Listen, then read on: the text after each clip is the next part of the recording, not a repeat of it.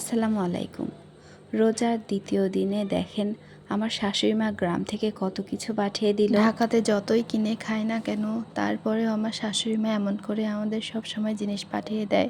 গ্রামের একদম বিষমুক্ত কিছু ফ্রেশ সবজি দিয়েছিল, সিম দিয়েছিল, লাউ দিয়েছিল। লাউটা খুবই সুন্দর ছিল।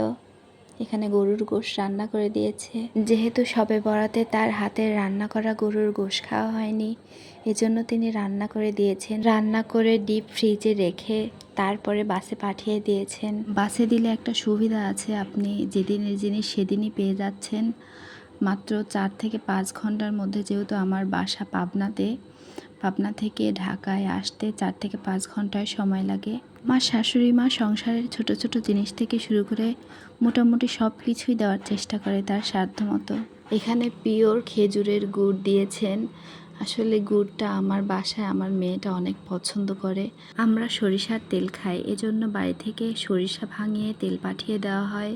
তিনি সবসময় নিজে থেকে অনেক কিছুই পাঠান। তারপরেও যদি আমি বলি যে এই জিনিসটা দিবেন না, এটা লাগবে না, তারপরেও উনি পাঠিয়ে দেন। এখানে অনেক রকমের মাছ দিয়েছিল। মাছগুলো সব সুন্দর করে কেটে পরিষ্কার করে তারপরে দিয়েছিল।